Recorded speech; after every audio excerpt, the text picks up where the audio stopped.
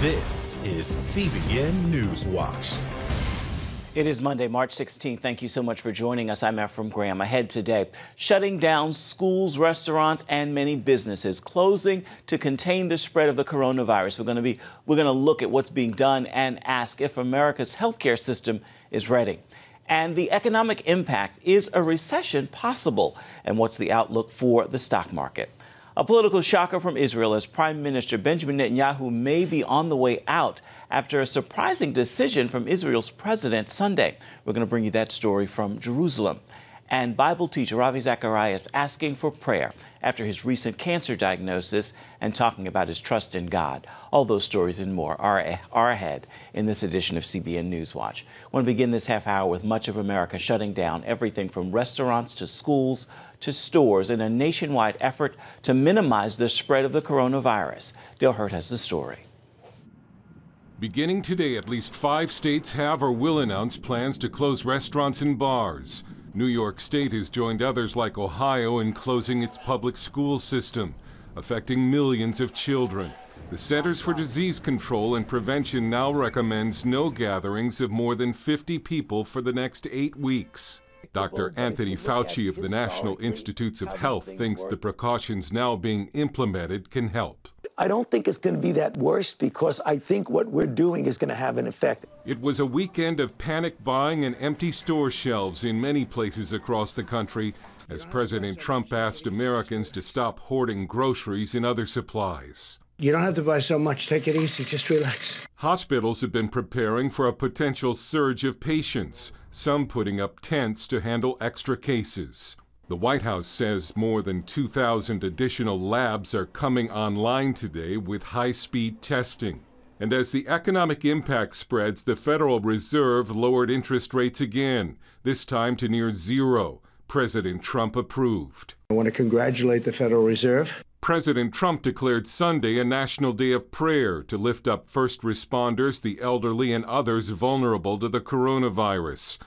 Churches across the country took part even as they canceled traditional Sunday gatherings, moving their services online. Fauci says it could be up to 8 weeks or more of shutdowns and working from home as COVID-19 cases spread through the U.S. Things will get worse before they get better. What we're trying to do is to make sure they don't get to the worst case scenario. The first COVID-19 vaccine trial starts today in Seattle, but it's just phase 1. It could take up to 18 months to approve any vaccine. Dale Hurd, CBN News. And our medical reporter Lori Johnson joins us now with more. So we hear this phrase, flattening the curve to prevent the spread of the virus. What does that mean? Well, we know where this virus is headed. We've seen it in China, South Korea. We're seeing it all over Europe, especially in Italy. We see that it goes up, up, up, up, up to a very high peak, and then it goes down. So we know that right now we're in the up, up, up phase. We're on our way up right now. We know that we're going to have more cases and, Ephraim, yes, even more deaths. The question now is, how high is it going to go? That depends on the American people, every one of us, what we do to flatten that curve. So you think about a roller coaster at our favorite amusement park, Busch Garden nearby. Are we going to go up on that really high peak, or are we going to go to the kiddie roller coaster where it goes boop like that? So we're looking for a mound, not a peak. We're looking for a foothill, not a mountain. Gotcha. So let's talk about our healthcare system. Many people wondering, is the system prepared for a surge in patients? Well, so this is what everyone's talking about. We have all these buzzwords, social distancing. The new buzzword is surge capacity. We know there's going to be a surge, but what is our surge capacity? How much of a surge can our healthcare system handle? And so there again, this depends. They're saying, worst case scenario, maybe not. Are we going to have enough beds? Are we going to have enough respirators and ventilators to handle hundreds and thousands, perhaps even millions of patients? So again, this depends on all of us so that we might limit the spread, and each one of us has a job to not get sick and not make other people sick. So if we can limit that, by all means, our hospital system can handle it. Now, there is, of course, a big push, and we're hearing all the talk of the need to get the testing kits. Why is this so important? Well, there's an old saying, you can't manage something you don't measure. We don't know who has it. We're told that probably a lot more people than we do know have it. Probably a lot of people have it and we don't realize it. So we need to get people tested. And they are going to ramp up the tests this week and in the weeks to follow. And once we see who has it, then we can isolate them and better control the spread. All right, Lori Johnson, our medical reporter, thank you so much for your pleasure. attention and information here. And as Dale mentioned in his story, the coronavirus is also hitting the stock market hard and the economy with closings across the country of restaurants and many stores. Our CBN News financial editor, Drew Parkhill, is here now with us to take a look at the fallout from the virus. So how much of this is hurting the economy? Are we looking at another recession? Okay, first of all, what's really hurting the economy is not so much the virus itself, Ephraim. It's the preventive measures being taken, as Lori was talking about, to prevent the spread of the virus. That's why you have restaurants are being told to close down in some states by governors. Right. You know, to prevent people from spreading the disease if they have it, or even potentially spreading it, and so forth. So it's those kinds of things that are hurting the economy, rather than, you know, so many people are getting sick and calling out from work. So that's number one. Number two, could it actually create the spread of a virus, or could it actually create a recession? Yeah, it's possible. Is it likely? If you consider a recession to be 2 consecutive quarters of decline, it may not happen. The Federal Reserve Chairman, Jay Powell, said he thinks that this current quarter we could see things pull back. But then, you know, once we get through this, if Dr. Fauci's right, and if it's 8 weeks or so, then in the next quarter, things may rebound very quickly. So it's really hard to say if it's actually going to be a technical recession. It's very possible. It's possible we have one now, then we have a rebound, and then a slowdown next year. We'll just have to wait and see. We will have to wait and see. Now, we did see the stock market futures sell off sharply overnight after the Federal Reserve announcement. What happened? Many people are afraid that they may have overreacted, or that they look at that the Fed sees something that the stock market doesn't, and so they're going, oh my gosh, you know, we had a big rally Friday, and you know, you can't keep that up forever. So a pullback was okay or expected, but there's some concern that the Fed sees things that others don't, and that the situation is worse than everybody else sees. Is there more downside to come for the stocks?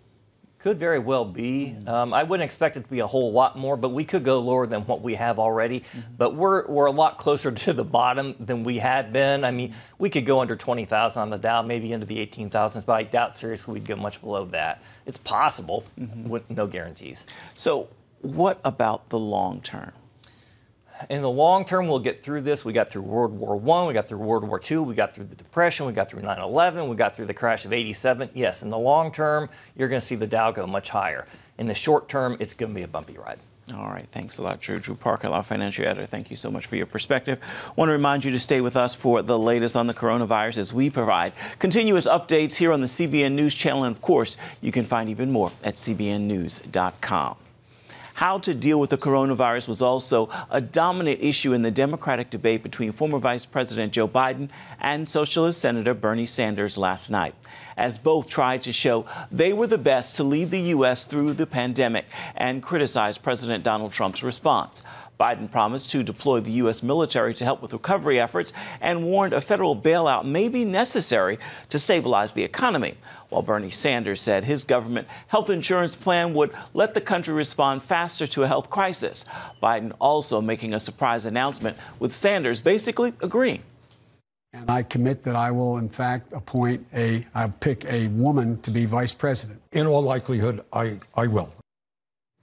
Sanders also questioned whether Biden can beat President Donald Trump, saying the president will be, quote, a very, very tough opponent. Coming up, and speaking of elections, a shocking political development in Israel that could put the future of Prime Minister Benjamin Netanyahu at risk. We're going to have that story when we come back. Stay with us.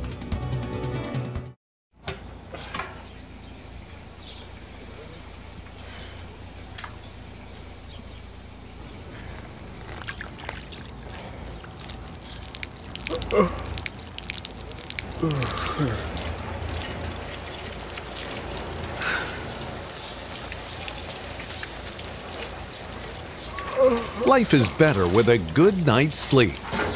Get your free DVD or booklet of Protect Your Sleep as the world watches from the outside. It's a big diplomatic tug of war here in the Middle East. Go inside the story with Jerusalem Dateline. Israeli archaeologists are talking about a discovery that could change the thinking about the Temple Mount. Join CBN Jerusalem Bureau Chief Chris Mitchell and get the biblical perspective on the events shaping the world. What starts in Israel then ends up going to other places. Watch Jerusalem Dateline Friday night at 9:30 on the CBN News Channel. Life. It's meant to be lived fully. Jesus said it. I came to give you life. Life to the fullest. Life in your family. Life in your finances. Life in your body, mind, and spirit. Life in your everyday.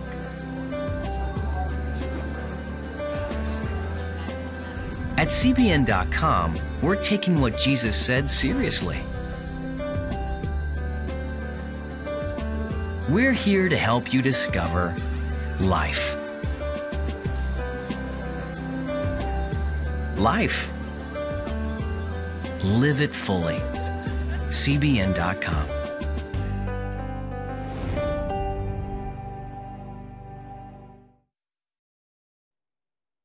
And welcome back. We turn now to Israel, where President Reuven Rivlin has asked Blue and White Party leader Benny Gantz to form a government and not Prime Minister Benjamin Netanyahu. As Middle East Bureau Chief Chris Mitchell now reports, it throws Netanyahu's political future into question as he leads the battle against the coronavirus. President Rivlin addressed the nation ahead of consultations with political parties over who should form the next government. It is important that we follow the rules and instructions and do not give way to fear or panic. This is a time of trial, not only for the health system and our economy, but for all of us as a society. But Rivlin said the corona crisis wouldn't stop Israel from doing what's right. We're committed more than ever in light of the urgent need for a government to hold essential democratic processes even at the time of crisis. Parties representing 61 out of 120 Knesset members recommended Gantz to form the government, including the anti-Zionist Arab Joint List. Will the current regime manage to form some sort of alliance in order to isolate the minority and the democratic factors? Or will we be able to form a broad front, even if narrow, so we can isolate fascism? Our public is against a unity government, is against what is called emergency government. We're against any government led by Benjamin Netanyahu. Palestinian Media Watch director Itamar Marcus says Israel welcomes the Arab population into Israeli politics, but there's one problem. The Arab political parties aren't focusing on the interests of Israeli Arabs, such as possibly better schooling. They're focusing on supporting terrorists. Israel Beiteinu head Avigdor Lieberman said he backed Gantz, but also a national emergency government. After his consultations, Rivlin met jointly with Netanyahu and Gantz about the possibility of forming a national emergency government until the corona crisis is past. We must now deal with forming a government as soon as possible that will lead our people at this complex time. It may be that forming a government demands interim arrangements for the coming months. Gantz and Netanyahu now have an even bigger challenge before them. Can they lay aside their political differences long enough to overcome the coronavirus? Chris Mitchell is here now from Jerusalem. So, Chris, how likely is it that Gantz can form a government or that he'll work with Netanyahu to overcome the coronavirus? Well, Ephraim, we're not sure about either of those scenarios coming to pass. It is a gamble by Gantz, and some people would call it a Machiavellian move right now. So what he's doing, he's working with the Joint List. These Arab parties are going to support him to be the next prime minister, perhaps, and the one that's going to form the government. If you remember that what he did when he first came into politics, he had an aide that actually boasted about his Gaza campaign to hit back against Hamas and other terror groups. These are the same people that the joint list actually supports in some measure. So it's a question of what's going to happen. And another question, Ephraim, will the blue and white party, Benny Gantz's party, stand together? There's two names you need to remember, Handel and Hauser. These are two members of the blue and white that said they don't want to serve with the joint list and the Arab parties. And so on that one hand, there's that pressure. There's also calls for a new emergency government. So can Benny Gantz withstand the pressure from both internally in his own political party and the public pressure that said the coronavirus crisis is too big and we need a national emergency government? Chris, how unusual is it that the Arab parties recommended Gantz to be the next prime minister? Ephraim, it's very unusual. I mean, it's almost unprecedented in Israeli politics. There's only one other time that we've been able to research. Actually, that was back in the Rabin government when actually the Arab party supported an Israeli government. Now, why would that be? The reason is that many of these Arab leaders, these Arab politicians, they have praised terrorists. They have criticized strikes against Gaza, against Hamas and Islamic Jihad. Many of them are against the Jewish state itself. They're also against one of the foundational laws of Israel. It's called the Law of Return, allowing any Jewish person around the world, regardless of their origin, to come back and settle in the Jewish state. Many of these politicians are against that law of return, this foundational law. And so it's such an internal tension to have members of the government actually really stated against the government. And what's fueling this, Ephraim, is almost a fever, anybody but Bibi fever of the blue and white and other Israeli politicians. They'll do anything they can, apparently, to get Bibi Netanyahu out. Back to the coronavirus, how is Israel dealing with the crisis? Well, Ephraim, like many places in the U.S. and around the world, it's really overshadowing daily life like something that people have never seen. Restaurants are closed, theaters are closed, cafes are closed, schools and universities are closed. They're talking about a social distancing, just like in the U.S., of 6 feet. They're right now talking about no meetings more than 10. I know right now it's in the U.S., it's 50. Here in Israel, it's 10. I was at the Western Wall yesterday. Actually, they have cordoned off part of the Western Wall. You can't have more than people. And finally, Ephraim, they're using a controversial use of metadata, a counterterrorism tool used by the Mossad to actually track people who should be quarantined.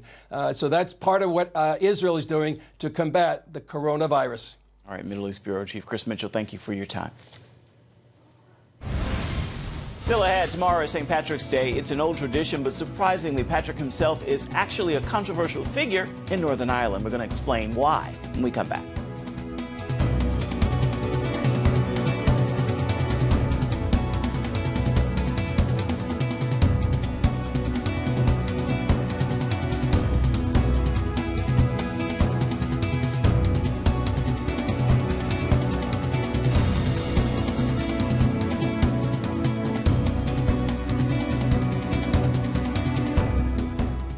On October 1st, 1961, history was made when a tiny station began transmitting the first signals of the Christian Broadcasting Network. CBN, the Christian Broadcasting Network.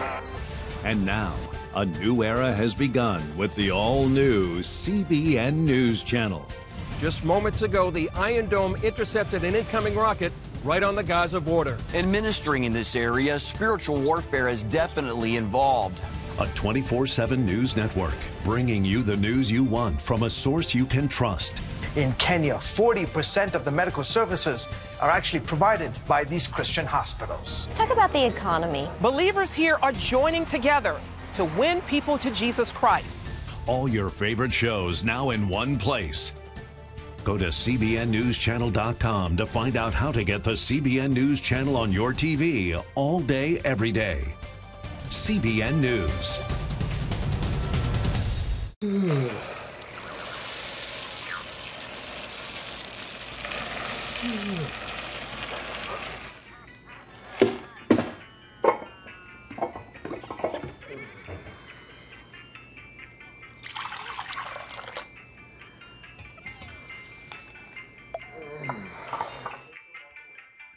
Life is better with a good night's sleep. Get your free DVD or booklet of Protect Your Sleep today. Life.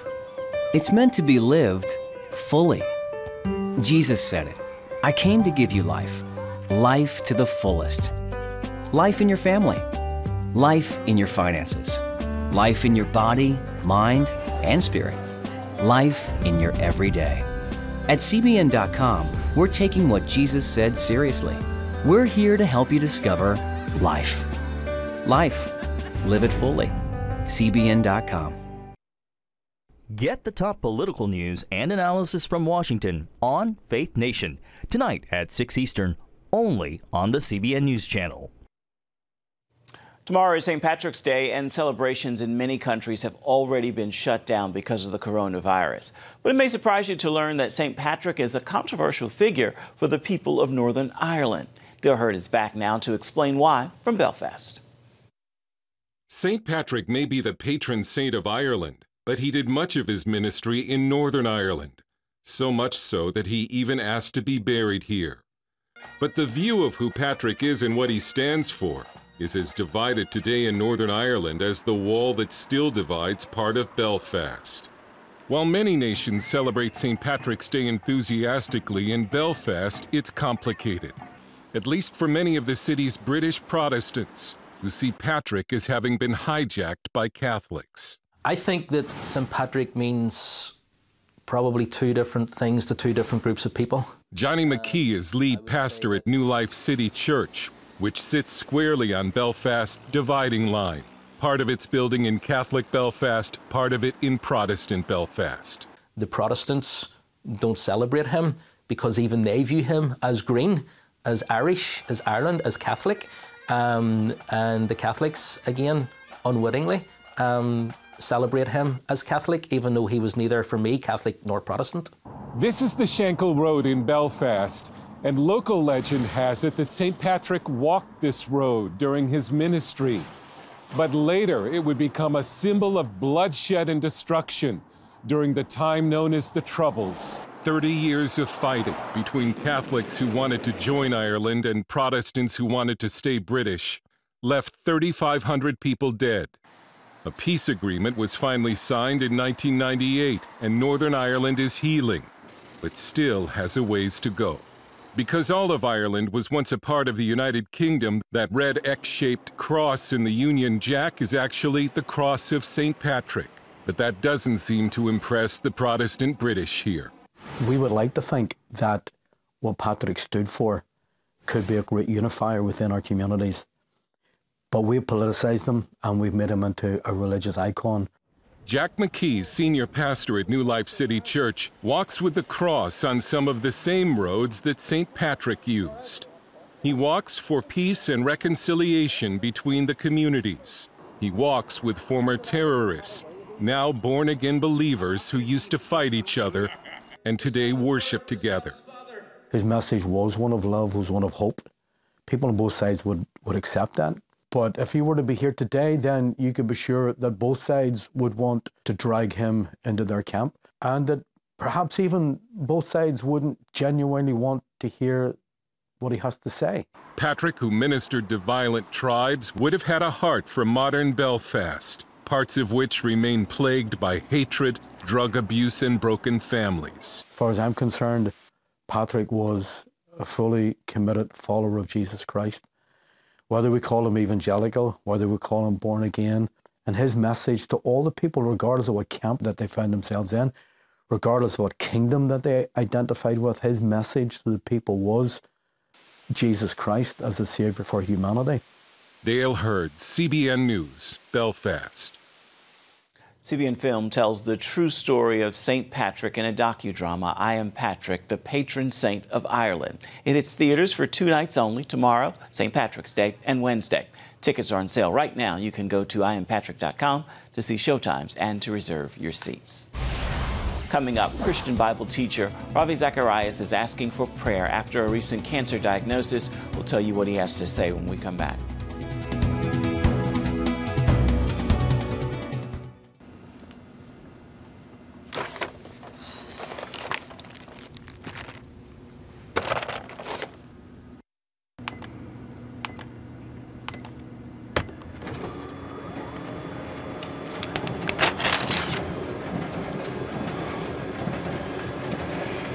Life is better with a good night's sleep.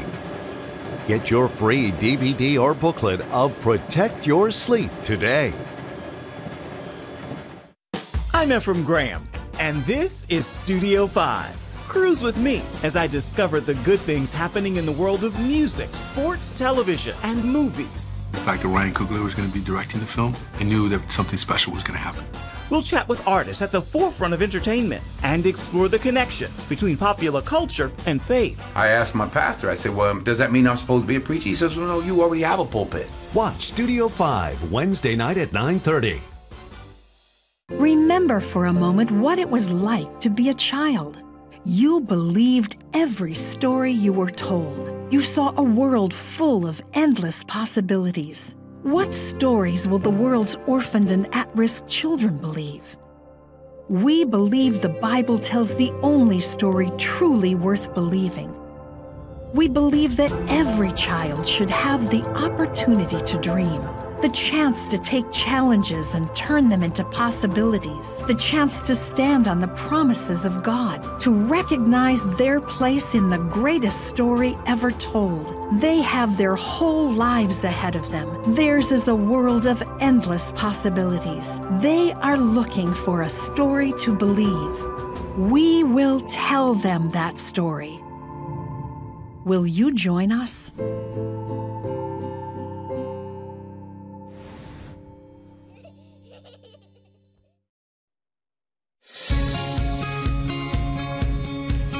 Young people, millennials, are flocking to church. It's not an exaggeration to say that we love to meet them and that we love to know their stories.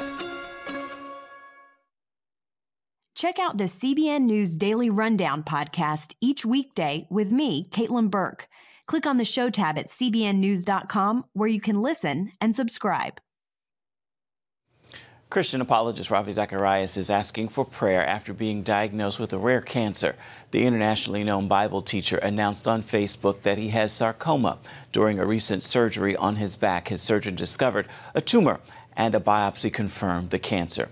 In his post, Zacharias wrote that God is in control. We are trusting the Lord in this, and we believe we have already seen evidence of his hand. For example, the tumor did not show up on any previous scans and was only discovered during surgery. The 73-year-old evangelist will begin treatment in 4 to 5 weeks after he heals from that surgery. Time now for your Monday motivation as we begin another work week. I have this encouraging word for you to share. The news of the day can be hard to take, but know this. Don't be overwhelmed. You won't be overtaken. You are an overcomer. You are victorious, and you aren't working for victory. You are working from victory. With that word, be sure to make this a marvelous Monday. That is going to do it for this edition of CBN NewsWatch. Remember, you can find more of our news programs on the CBN News channel at any time. You can also find them online at cbnnews.com. We would love to know what you think about the stories you've seen here today. You can email us. The address is newswatch@cbn.com. And of course, you can reach out and touch us on Facebook, Twitter, and Instagram. We hope you'll join us again right here next time. Make it a marvelous Monday. We'll see you right back here, same time tomorrow. Goodbye, everybody, and God bless.